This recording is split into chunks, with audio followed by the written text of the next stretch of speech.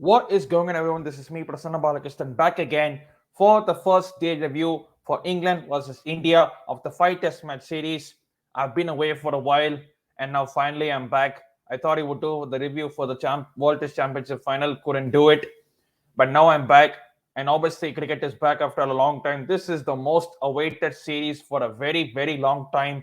After the disappointment of the World Test Championship, the main players stayed back in England. They were there for a month, took off time to spend with their family, go out on a holiday, then come back, um, re-energize, recharge their batteries to go for the five Test match series in England. And in between, we saw the younger Indian team go to Sri Lanka and do very well.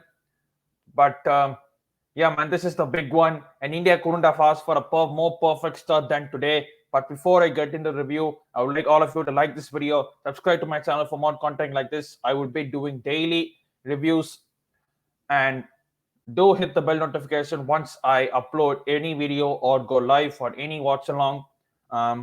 Obviously, Chelsea are playing soon. They're playing the UEFA Super Cup against Villarreal next week. So I'll be doing a review for that as well. So talking of the lineup was obviously going to be a big question. And here is how both the teams stacked up. England went with Rory Burns, Don Sibley, Zach Curley, Joe Root, Johnny Bairstow, Dan Lawrence, Josh Butler, Sam Curran, Ollie Robinson, Stuart Broad, and Jimmy Anderson.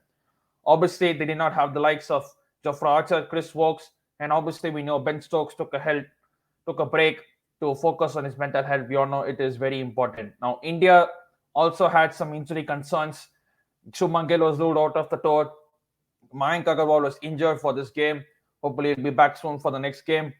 So that opened a spot for KL Rahul to open up with Rohit Sharma and the usual faces Cheteshwar Puchara, Kohli, Rahane, Rishabh Pant, Ravindra Jadeja.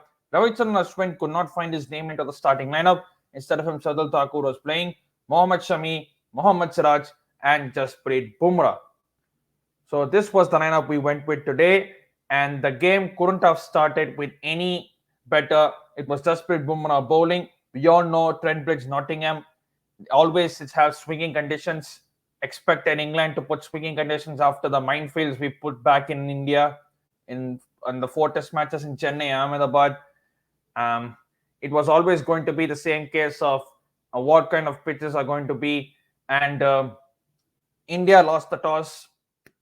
Yeah, it happens so many times that I've lost count of how many times you lost the toss.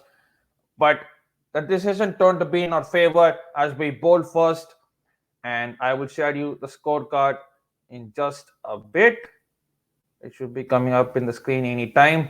And there you see the scorecard. And obviously this shows India batting. For England batting, we couldn't have got a more perfect start. Rory Burns out fifth ball, plumb in front, Jasprit Bumrah getting him out.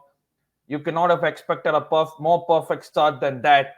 The crowd are on their feet, most of them Indian supporters. It was good to see packed stadiums coming in for test matches like this. I'll show there will be a lot more of this in the four other test matches. So, and then Dom Sibley and Zach Curley got into a bit of a partnership. And then came the wicket of Zach Curley. Mohammad Siraj bowling. He bowled very well today. All the bowlers bowled well today, but I'm going to come to individual performances in a minute. Zach Curley, he was getting some good shots away. He was playing well. He was defending well, but he got out to a good ball, and it was initially given not out by the umpire because there was, a tangle between the bat and pad, and it looked like all of them happened so quickly. So they took the review, and it was given out. And then Joe Root came, and Joe Root looked very, very fluently. He played superbly. It was back to the Joe Root of old, calm, composed in the middle. A true captain's hockey played there out today until he got out to Shardul Thakur. It was absolutely brilliant bowling by Shardul Thakur. He got the ball to swing every time he bowled.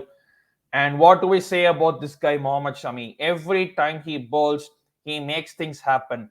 Just before the lunch break, he took the wicket of Johnny Bairstow, and just after the lunch break, he took the wicket of Dan Lawrence. Caught by Rishabh Pant after bowling of Mohammad Shami. Rishabh Pant, as you can see, that today with 3 catches. And overall, our fielding has been very good today.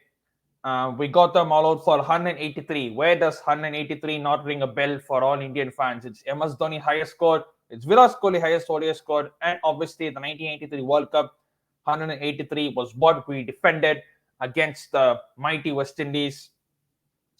And once Joe Root's wicket was gone, it was 155 for 7. We were able to pick up wickets at regular intervals. Basto went just before the lunch break. And after that, we were able to snap up Dan Lawrence. Josh Butler played 18 balls but couldn't trouble the scorers. And Joe Root was the key wicket. It was the main wicket. And after that, it was only a question of how much they're going to get all out for. But as we know, charity cricket teams will always strike because we generally cannot get the tail out as quickly as we sometimes do get out the top order. But good thing for us, we didn't allow the tail to wag that much. Sam Curran got a few blows, but other than that, we were able to restrict them to a decent power score. If we allow them to score above 200, it would have been advantage England. We see the bowling figures there. Pick up the bowlers, Jasprit Bumrah. He was absolutely on point today. He was brilliant. He received criticism, and rightly so, after the World Test Championship final because he bowled very poorly out there. And we were all thinking, what's happening to this guy? Because he has been our best bowler for a long time. And we know he can deliver moments like this. Even in the 2018 Test Series in England at Trent Bridge, in the second innings, he picked up 5 wickets. So we know that there is a very good bowler in him. And today, peak Bumrah was back in full effect. Started off with the 5th ball LBW of Rory Burns and ended up with a classic Bumrah Yorker to clean up James Anderson for the 10th wicket. Mohammad Shami was outstanding as always. Siraj bowled beautifully. Shardul Thakur bowled where he got 2 wickets, and Jadeja just came in for 3 overs. So overall, it was a super bowling performance, and we had to bat out the last 13-15 overs, and it was always going to be a challenge against the likes of Stuart Broad and James Anderson, who we know are experts at swing. We needed to see out the session. Rohit Sharma nicked the second ball of James Anderson and just missed the catch. But overall, we just survived the day, 21 for no loss. And tomorrow's first session is going to be very, very crucial in order to see how much we scored. I think we should get a lead of at least 200 and we should score at least 250, and we should somehow get a lead of at least 60 or 70 to be in the driver's seat. And that's where, and let's see where we go from there. But happy with the performance. I thought we would be a bit rusty in the field because obviously, given that we've had a break, and although you do have these practice matches, it's when it comes to the big day, you are bound to have some rustiness in the field. And to be honest, I hardly saw anything from the Indian bowlers and fielders. They look pumped up right from ball one, and they executed it on the field. It is a long tour. We are, God forbid, I hope we don't have any injuries, because when these long tours come, you will pick up an injury or two, at least in the first 2 games, because the tiredness will start to kick in and fatigue will start to kick in, and eventually your muscles will start to wear out. But hopefully that doesn't happen. The second day, the first session is very crucial tomorrow against the swinging ball. Yesterday, when the bowlers bowled, it looked like every ball was swinging. So it made it tough for the batsmen.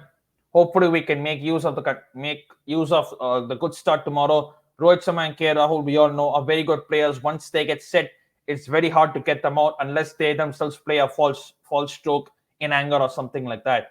But we have got experienced faces: Pujara, Kohli, Rahane, Rishabh Pant, and Jadeja. You can even add Shardul Thakur there. So we have so many batsmen left, and it's up to us to make a big score of this.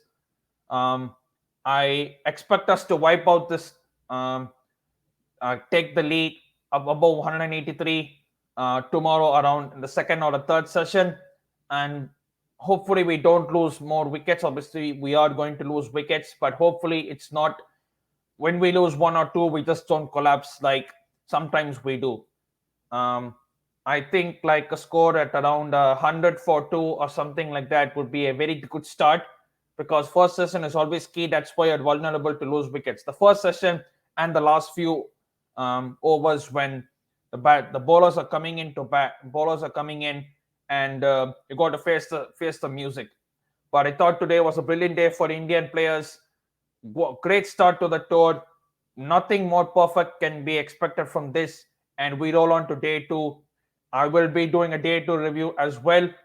Catch it on this own channel. As if you're new to this channel, consider liking this video, subscribe to my YouTube channel. I will be doing more and more videos like this, more and more content like this, and I will be probably collaborating with a few other YouTubers, which will be nice to see, because it's always good to speak with like-minded fans, like-minded sports fans who kind of think the same. So I'll see you tomorrow for the data review. Until then, stay home, stay safe, and wash them hands.